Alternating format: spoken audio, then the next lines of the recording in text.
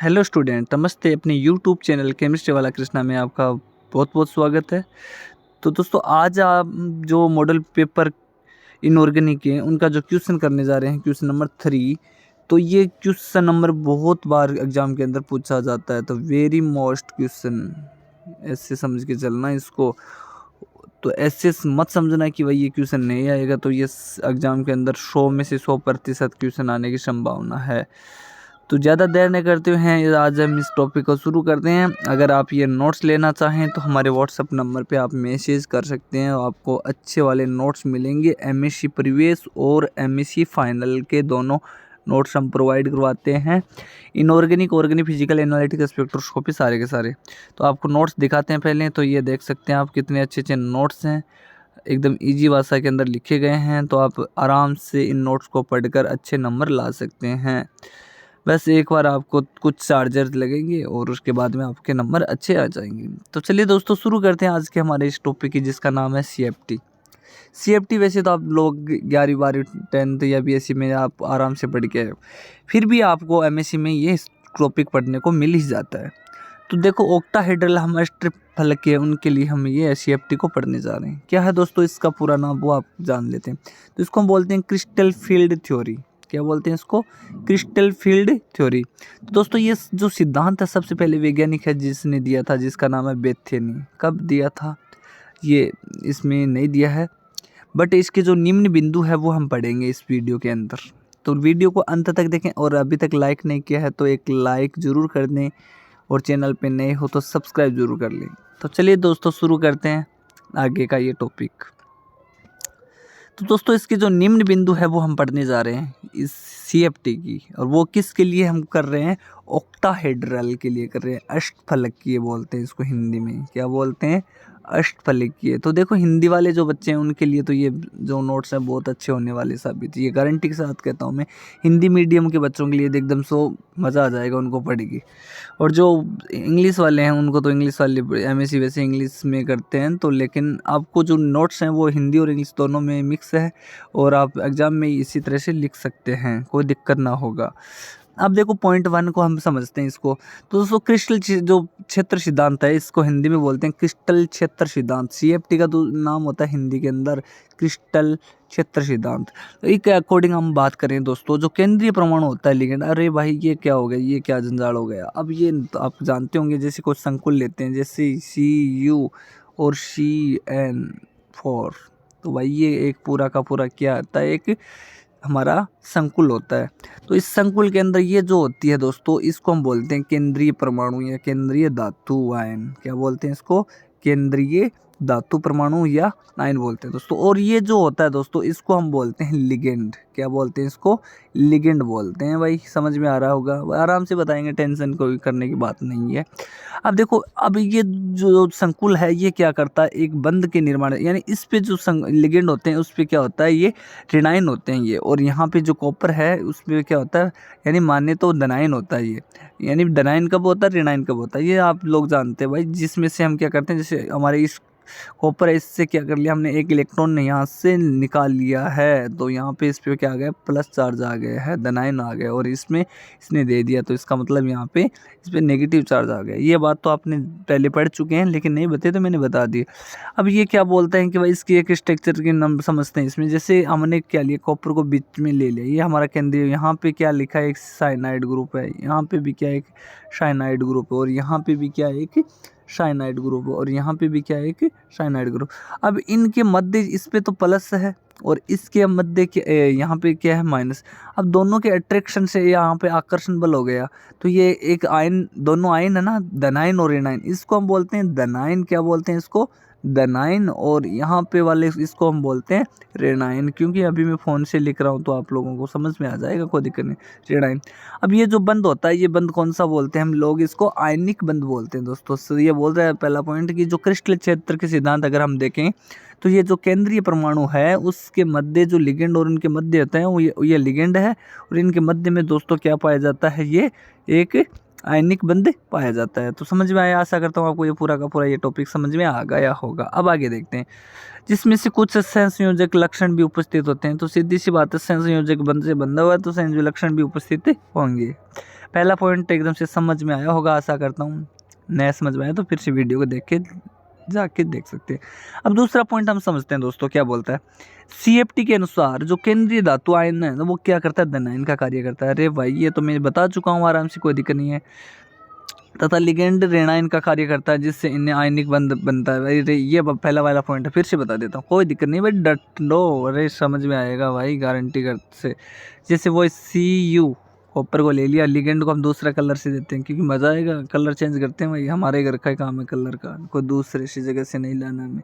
यहाँ पे कौन सा एक साइनाइड ग्रुप है, यहाँ पे भी कौन सा एक साइनाइड ग्रुप है, और यहाँ पे भी कौन सा एक साइनाइड ग्रुप है, यहाँ पे भी कौन सा एक साइनाइड ग्रुप है। तो दोस्तों ये बताना चाहता है जो CFT दूसरा पॉइंट ये बताना चाहता है कि ये जो कॉपर होती है इस पे क्या रहता है, प्लस चार्ज रहता है। क्या रहता है, इस पे प्लस चार्ज रहता है। और यहाँ पे ये साइनाइड इसके ऊपर कौन सा रहता है, यहाँ पे ये ऋणायन रहता है। तो इन दोनों के मध्य ये क्या हो गया, एक बंध बन गया था। ये मैंने पहले पीछे बता दिया। तो इस ये जो करता है ये किसका काम करता है, ये एक ऋणायन का काम करता है दोस्तों। किसका काम करता है, ये ऋणायन का। ये यानी ये जो लिगेंड होता है दोस्तों ये किसका करता है, ये डट जा भाई या ये तो करता है दोस्तों ऋणायन का। क्यों करता है वो आपको पता है, ऊपर नेगेटिव चार्ज होता है, यानी लिगेंड होते हैं, प्रबल और दुर्बल दोनों प्रकार के लिगेंड होते हैं। और ये वाले जो है कॉपर इस पे क्या रहता है, प्लस वाला रहता है। तो ये सीधी सी बात है, धनायन का कार्य करेगा। ये मैंने समझा दिया है। अब आगे देखो, ये हमने दूसरा पॉइंट समझ लिया। अब क्या बोलते हैं, तो वे कक्षक जिनकी ऊर्जा का मान समान होता है, मतलब जो कक्षक जानते हैं क्या आप लोग, S कक्षक, P कक्षक और D कक्षक, ये तो पढ़े होंगे भाई। और F कक्षक, ये जो कक्षक हैं ये आप लोगों ने पढ़े होंगे। ये क्या होते हैं, ये कक्षक होते हैं, कक्षक के अंदर इलेक्ट्रॉन होते हैं। वो आप लोग एकदम से बेस का है वो मैटर है, वो आप 12वीं क्लास 11वीं क्लास में पढ़े, इतने तो जानते हैं, कोई दिक्कत नहीं है। अब देखो दोस्तों, इसमें समभ्रंश कक्षक कहलाते हैं। कौन से होते हैं, समभ्रंश कक्षक, यानी वे कक्षक जिनकी ऊर्जा का मान समान होता है। तो यानी दोनों इसमें जो कक्षक होते हैं, कक्षक जैसे S कक्षक में 2 इलेक्ट्रॉन भर सकते हैं, तो यहाँ पे S इस तरह से कक्षक बनाते हैं। S में कितने इलेक्ट्रॉन, P के जैसे 3 डब्बे, जैसे इसमें 1 इलेक्ट्रॉन भर दिया, इसमें 1 इलेक्ट्रॉन भर दिया, इसमें 1 इलेक्ट्रॉन भर दिया, इसमें 1 इलेक्ट्रॉन भर दिया। अब इनमें ऊर्जा का जो मान होता है दोस्तों, वो एकदम से क्या होता है, जैसे इन तीनों का ऊर्जा का समान है ना, तो इनको हम बोलते हैं समभ्रंश कक्षक। क्या बोलेंगे इसको, समभ्रंश कक्षक बोलेंगे, ये बात कहना चाहता है, ठीक है।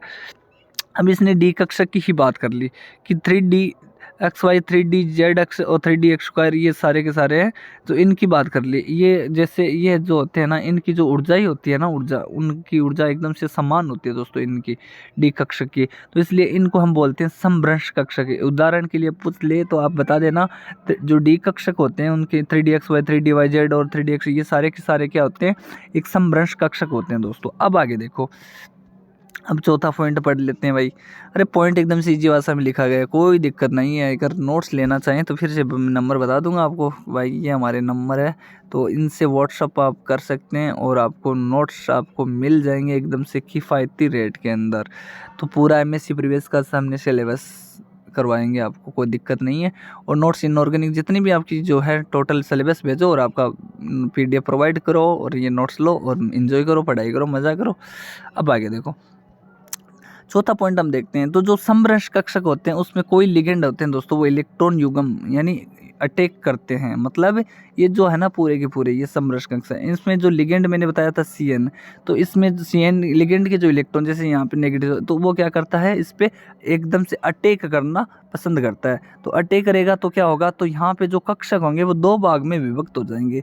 जैसे यहाँ पे ये समभ्रंश कक्षक है, उसके लिए जो हमारी जो धातु है कॉपर, उसमें DXY DZ, अब इनकी जो है उसमें ये क्या करेगा, इस पे अटैक करेगा। तो जैसे इसमें अटैक करेगा ना, तो अटैक करने से इसका जो विपाटन हो जाएगा, मतलब अलग अलग हो जाएगा। जैसे आपने पता है कि भाई इस तरह से कक्षक आते हैं, ये D कक्षक की बात हो रही है, आगे हम एग्जाम्पल से आपको पूरा समझाएंगे। तो यहाँ पे इस पे अटैक करेगा पूरे के पूरे पर, तो ये क्या हो जाएगा, इसमें विपाटन हो जाएगा इसका पूरा का पूरा, एकदम से पूरा का पूरा यहाँ पे विपाटन हो जाएगा। 5 कक्षक होते हैं D कक्षक के अंदर। तो अब इलेक्ट्रॉन कितने भर सकते हैं हम, 10 भर सकते हैं, 1 2 3 4 और एक यहाँ पे 5 हो गए। और यहाँ पे एक एक हो जाएगा, तो 10 इलेक्ट्रॉन हम भर सकते हैं। अब जैसे हम इसमें करेंगे इसका अटैक, ये जो साइनाइड है ये क्या करेगा, इसको अटैक करेगा ना, तब ये क्या करोगे, इसका 2 भागों में क्या हो जाएगा, विपाटन हो जाएगा। वो आप नीचे मैं आपको बताऊंगा, तब आपको पूरा समझ में आ जाएगा। पहले इसकी पॉइंट है वो हम समझ लेते हैं। जो कुछ कक्षक होते हैं वो उच्च ऊर्जा स्तर में चले जाते हैं। मतलब जैसे हम डी की बात करें तो डी में सिर्फ 5 मतलब और तो हैं जो Eg कक्षक में और कोई T2G कक्षक में, इस तरह से इसके ऊर्जा स्तर उसमें ये चले जाते हैं। ठीक है, ये आगे समझाएंगे, पूरा समझाऊंगा दिखने। और तो कुछ कक्षक हैं जो निम्न ऊर्जा स्तर में चले जाते हैं, मतलब इस तरह से इसका समझते हैं इससे। अब जैसे यहाँ पे इसका विपाटन होगा इस तरह से, तो यहाँ पे हो गया जैसे उच्च ऊर्जा स्तर और यहाँ पे हो गया एक निम्न ऊर्जा स्तर। तो ये इस तरह से ये पॉइंट कहना चाहता है कि अगर इस पे कोई लिगेंड अटैक करेगा यहाँ पे, तो यहाँ पे विपाटन होगा पूरा का पूरा डी कक्षक का। अब मैं नीचे बता दूंगा, कोई दिक्कत नहीं है, पहले बताऊँ तो समझ लो। तो यहाँ पे विपाटन होगा, तो यहाँ पे इसको हम बोलते हैं उच्च ऊर्जा स्तर, और यहाँ पे नीचे वाले को निम्न ऊर्जा स्तर, या हाथ से लिखा नहीं जा रहा सॉरी, तो इसको निम्न ऊर्जा स्तर। अब आगे देखो, ये हमने बता दिया है। अब अगला पॉइंट वो वेरी मोस्ट बता रखा है, वो क्या बता रहा है, तो जो समान ऊर्जा वाले जो कक्षक होते हैं दोस्तों, ये बोलता है समान ऊर्जा वाले जो कक्षक होते हैं वो निम्न उच्च ऊर्जा स्तर वे कक्षा में बंटना क्रिस्टल क्षेत्र विपाटन कहलाता है। मतलब ये अलग अलग बंटना ही क्या कहलाएगा, निम्न और उच्च ऊर्जा स्तर, उसी को हम क्या बोलेंगे, विपाटन कहलेंगे, क्रिस्टल क्षेत्र विपाटन कहते हैं इसका। अब आगे देखो, तथा उच्च ऊर्जा स्तर के लिए जो कक्षक होते हैं वो निम्न ऊर्जा स्तर के कक्षों के मध्य की जो ऊर्जा का अंतर होता है, इसको हम बोलते हैं CFC, यानी क्रिस्टल फील्ड सब्स्टिट्यूट, क्या होता है इंग्लिश में इसको बोलते हैं, सॉरी पता नहीं मेरे को, विपरीत ऊर्जा। यहाँ पे देखो, दोबारा से देखो, इसको समझो, यानी इनके मध्य में जो ऊर्जा का अंतराल होगा ना, उसकी बात करें, CFC ऊर्जा अंतराल होगा, और इसको दर्शाएंगे किससे हैं, डेल, इस तरह से डेल P से हम इसको व्यक्त करेंगे। अब आगे देखो, छठा पॉइंट वो क्या करना चाहता है, तो अष्टफलक के जो संकुल होते हैं उसके में जो यौगिक में जो लिगेंड होते हैं उसका इलेक्ट्रॉन युग्म है वो डी कक्षकों के अक्षों पर आक्रमण करता है। मतलब जो डी कक्षक होते हैं ना, उनके अक्ष होते हैं ना, यानी आगे वाला यहाँ पे क्या करेगा, वो अटैक करेगा। ये पॉइंट ये कहना चाहता है। अब आगे देखो, जो DX और DYZ जो इनकी जो पालियाँ होती है उसके अक्षों पर नहीं होती है। क्यों? क्योंकि यहाँ पे जो लिगेंड होते हैं वो अटैक करना पसंद करते हैं, तो यहाँ पे जो ये पालियाँ होती है वो अक्षों पर नहीं होती है। तो लिगेंड के जो इलेक्ट्रॉन युग्म होते हैं दोस्तों, वो डी कक्षों के इलेक्ट्रॉन के मध्य प्रतिकर्षण न्यूनतम दर्शाते हैं, न्यूनतम होता है, तो जिससे ये क्या करते हैं, निम्न ऊर्जा स्तर में चले जाते हैं। मतलब इस पॉइंट को समझो कि भाई यहाँ पे डी कक्षक की पालियाँ आपको नजर आ गई, ठीक है। तो ये बोलना चाहता है कि जो डी कक्षों की जो पालियाँ होती है अक्षों पर क्या करेगा, ये अटैक नहीं करेगा। तो लिगेंड के जो इलेक्ट्रॉन युग्म होंगे वो क्या करेंगे, डी कक्ष के इलेक्ट्रॉनों के मध्य प्रतिकर्षण न्यूनतम रखेगा, जिससे ये होगा कि जो निम्न ऊर्जा स्तर में चले जाएंगे ये, और जिन्हें हम क्या करें, निम्न ऊर्जा स्तर होता है ना, उसको हम बोलते हैं T2G कक्षक बोलेंगे, जो मैं बताऊंगा आगे। और इन कक्षों का चित्र बनाना एग्जाम में तो भाई बना दोगे, कोई दिक्कत नहीं, नीचे चित्र भी दिया गया है, समझाएंगे। अब डी उपकोष में जो क्रिस्टल क्षेत्र विपाटन होता है वो कुछ कक्षक निम्न ऊर्जा स्तर में चले जाते हैं, और जिनकी ऊर्जा का दर डी उपकोष की जो कम होती है, और इन्हें हम T2G कक्षक कहते हैं। क्या कहते हैं उसे, T2G कक्षक कहते हैं। अब Eg कौन सा कहेंगे वो भी देख लेते हैं। वो निम्न वाले को हमने क्या, T2G। और अब देखो Eg को कौन सा, DX स्क्वायर YZ, ये दो पालियाँ हैं, तो कक्षों की पालियाँ अक्षों पर होती है। यहाँ पे क्या है, इसमें बताया गया है अक्षों पर होती है। इनमें लिगेंड के इलेक्ट्रॉन युग्म होते हैं दोस्तों, वो क्या करते हैं, डी कक्षों के इलेक्ट्रॉन के मध्य प्रतिकर्षण अधिकतम दर्शाते हैं। मतलब DX Y और Z इनके मध्य तो जो है प्रतिकर्षण वो क्या होगा, अधिकतम होगा, और इसमें क्या है, निम्न होगा। कारण क्या है, क्योंकि यहाँ पे उच्च ऊर्जा स्तर में चले जाएंगे, यानी ऊर्जा कमाना यहाँ पे ज़्यादा होगा, जिन्हें हम क्या कहेंगे, Eg कक्षक कहेंगे। अब देखो आगे, अब डी उपकोष में जो क्रिस्टल क्षेत्र विपाटन हो रहा है वो कुछ कक्ष के ऊर्जा स्तर में चले जाएंगे, जिनकी ऊर्जा डी उपकोष की ऊर्जा से क्या होती है, वो अधिक होती है। उसे हम कौन से कक्ष कहेंगे, Eg कक्ष कहेंगे। अब बताऊंगा मैं आपको Eg कक्ष कौन सा होता है, पहले इसकी थ्योरी पढ़ना आपको आवश्यक तो होते हैं, तभी आपको वो चित्र समझ में आएगा। अब देखो आगे क्या है, जब डी कक्षक पर लिगेंड आक्रमण करता है दोस्तों, तो सबसे पहले क्या करेगा, वो सभी कक्ष को उत्तेजित अवस्था में लाएगा। इसके पश्चात वो क्या करेगा, इस क्रिस्टल क्षेत्र का विपाटन करेगा, मतलब वो उत्तेजित करेगा इन इलेक्ट्रॉन को, तभी इसका विपाटन हो सकता है।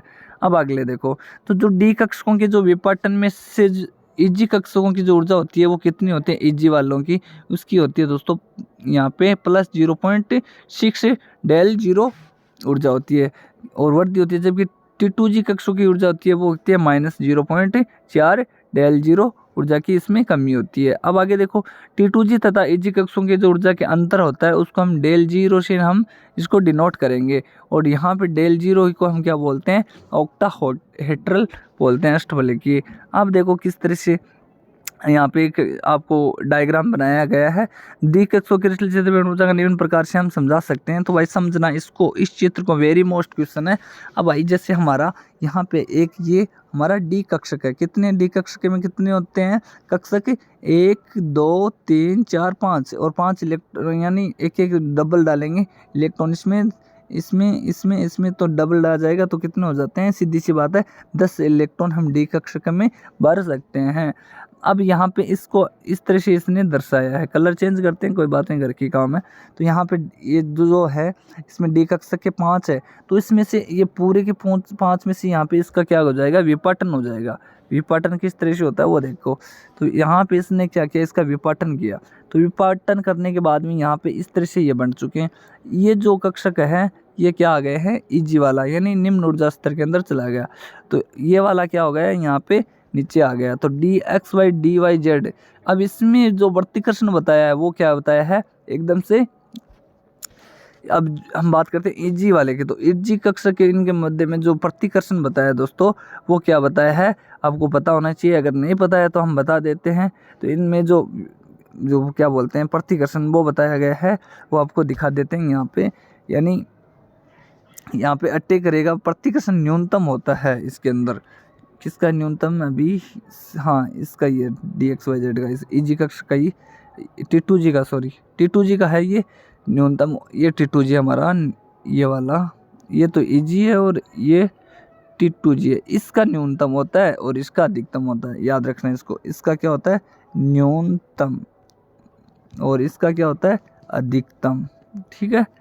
तो EG का होता है अधिकतम और इसका क्या होता है न्यूनतम, क्या होता है प्रतिकर्षण इसका होता है। तो ये चित्र आप इस तरह से समझा सकते हैं, और इसके जो ऊर्जा का अंतराल है वो इसको डेल जीरो से हम दर्शाते हैं इन दोनों के।